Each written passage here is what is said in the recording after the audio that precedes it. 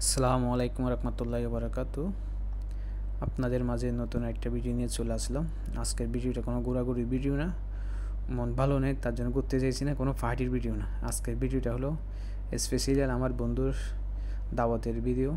আসলে বাইরে যে গরম পড়তেছে, এই সময় বাইরে যেয়ে বন্ধুর বাসায় দাওয়াত খাওয়ার কোনো ইচ্ছা নাই, তারপরেও বন্ধু অনেক জোর করতেছে। বন্ধু আজকে বাংলাদেশ থেকে আসছে, 2 দিন হয়ে গেছে। বন্ধু অনেক ফোন করতেছে, অনেকবার রিকোয়েস্ট করতেছে। বাংলাদেশ থেকে মায়ের হাতের রান্নার সামান নিয়ে আসছে, সব বন্ধুরা মিলে একসাথে খাওয়া দাওয়া করবে তার জন্য।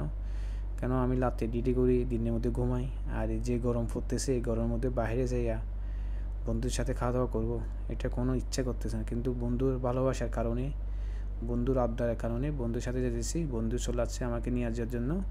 এখন আমি যাব আপনার আলকোয়ের উদ্দেশ্যে। আমি বছর থেকে রওনা দিছি। আসলে বছর আলকোয়ের গোবরা এটা একই জায়গায়, কিন্তু আমার যেখানে থাকি আমি এখান থেকে যাতে আমার বন্ধুর এখানে লাগবে 8 থেকে 9 মিনিট গাড়ি নিয়ে। তো বন্ধুর এখানে চলে যেতেছি, বন্ধু গাড়ি সাজাতেছে আর আমি ভিডিও করতেছি।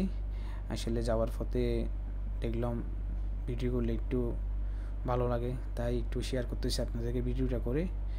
তো আসলে বন্ধুর সাথে অনেক কথাবার্তা বলতেছি কেন এই দুপুরে আসছস, তোর সাথে একবার খাওয়া দাওয়া করে আমার ঘুমটা নষ্ট হয়ে গেছে।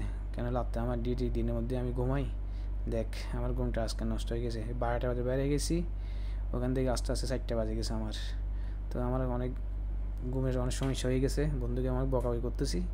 তো বন্ধু বলতেছে দুপুরে আসছস, ঘরের মধ্যে খাইছস, রাত্রে আবার তোকে আবার নিয়ে আসবো, সমস্যা নেই, তুই ডিউটি শেষ করার পর 2টা বাজে আমি তোর বাসা যাব, ওখান থেকে তোকে আবার নিয়ে আসবো রাত্রে। আর দুই বন্ধু দেখা দেবে রাত্রে দেখা যাবে। এখন দুপুরে চল বাসায়, একটু বসে খাওয়া দাওয়া করে লেস করে আবার চলে আসবো। বন্ধুর বাসায় গেছিলাম, শুধু আমি একজন না, আরও অনেক বন্ধু বান্ধব ছিল ওখানে। বন্ধুর বন্ধুর বন্ধু মানে আমারই বন্ধু না।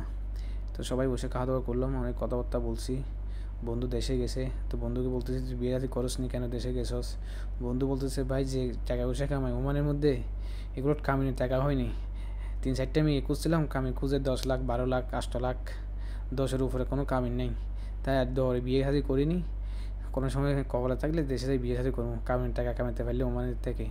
তো অনেক দুষ্টামি করলাম বন্ধুর সাথে, অনেক কথাবার্তা বললাম, সবাই অনেক এনজয় করলাম।